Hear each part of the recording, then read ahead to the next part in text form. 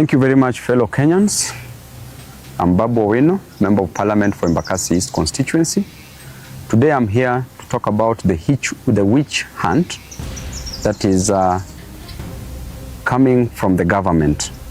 The government of the day, the state has realized that our popularity has really grown and that they want to manage, they want to dwarf this popularity.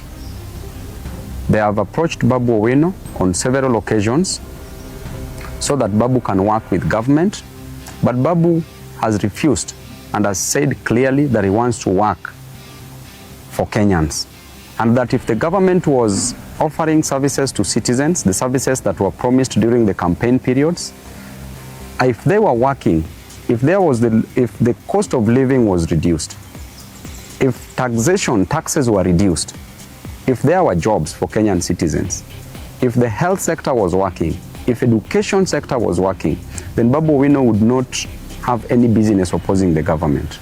But why do we oppose the government? Why do we keep checks and balances on the government? It's because the government has not shown any effort to solve these issues of concern that I am raising. And therefore, because of that reason, there is a meeting that was held last week, a meeting that involved serious stakeholders in this country, and they were asking how Babu Awino can be put down, how Babu Awino can be managed. Some proposed that Babu Awino should be approached,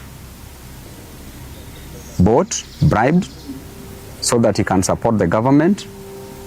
Some came with an idea that Babu Awino should be dealt with perpendicularly, that they should send the Ethics and Anti-Corruption Commission to our offices to come and besmirch the good name of Babu Awino.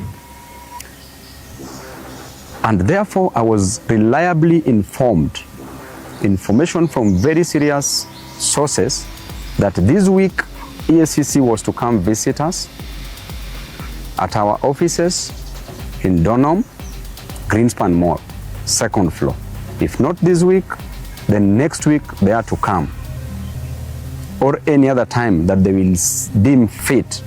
And the intention is very clear, that we need to put Babu down. We need to tell the public that there are corruption allegations in Embakasi East office. And I want to tell you clearly that the Auditor General produced a report for all the constituencies, the 290 constituencies in this country.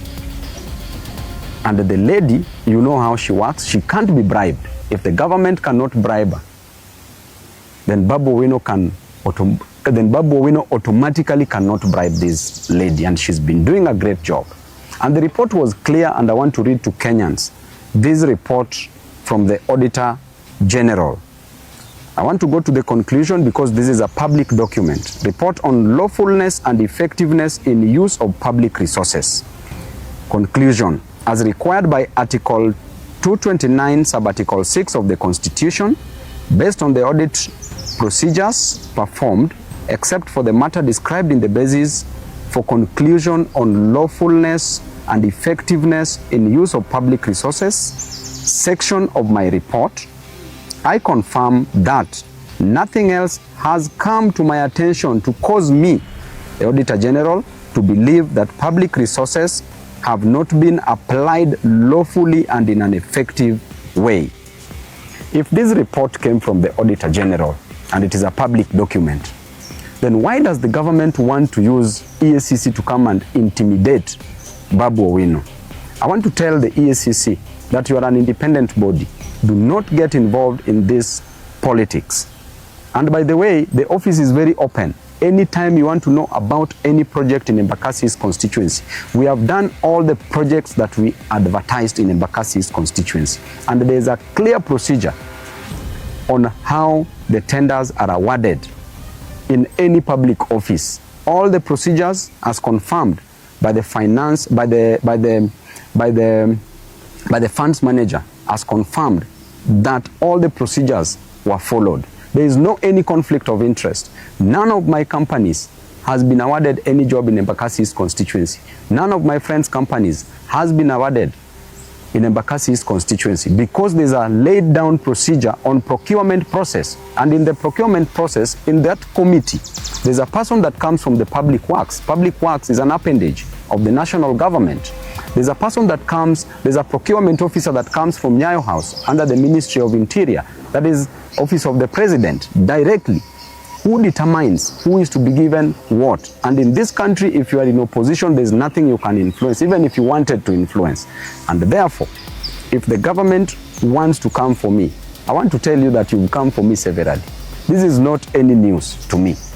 I have faced so many things within the court corridors, and now you have decided that you want to come just with an intention to soil, to pollute the otherwise good name of the best member of parliament in this country. Why would members of Embakasi East constituency vote to rank me as the best member of parliament in this country if there were fraud cases? I want to remind you that my mother did not give birth to a thief.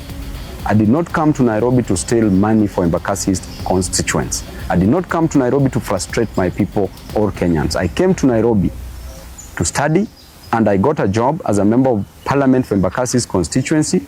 And therefore, my work in Nairobi is to work for my people. My work in Nairobi is to ensure that my people goes to school. Our children goes to school. And there is no any constituency in this country that gives bursary in the most transparent way like Embakasi East constituency. I go there, I produce forms to every ward, issue forms. This other one, 2024-2025, we had 25,000 applicants. I went back with checks, issued checks to some of the constituents. The ones who are remaining, I promised that I will not go back to issue forms until I go back with the checks. That tells you clearly I got there at 8 a.m. in the morning during the issuance of bursary checks. I do them personally on the pitch, on the field. So there is nothing. So EACC, we know the officers that are being used, both at the national level and at the county level. You need to start investigating the county of Nairobi where money is stolen on a single second, single minute, single day, single month. Money is stolen, money is lost from the county.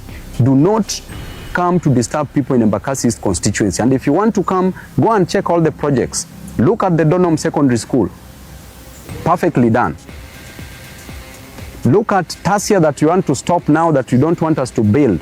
Tasia Primary School. It has not even been awarded. The tender was just put up the other day, was advertised the other day. It has not been awarded. And now we are being informed that you want to stop the construction of that school. Why would you do that? Why are you an enemy of progress as a government? We were elected to work, and I was elected by my people to work, and I have an independent mind to work. I will not suspend my brains to support any other person, no matter how much you coerce me. It doesn't matter. There are people that you can coerce, there are people that you can put pressure on, but you can never put pressure on me. I know where I'm going, and I will reach there no matter what. It doesn't matter. And I want to tell you, the EACC, keep off this war. This is not your war. Don't be used, don't be misused, don't be abused into doing things that is not within your mandate. Right now, why don't you go and consult with the Auditor General on this report? Why do you want to come and intimidate people in Embakasi's constituency? And after all, the much you can do is just to take somebody to court. What else can you do? So mwachane na upuzi na ujinga mingi watu wa EACC. Thank you.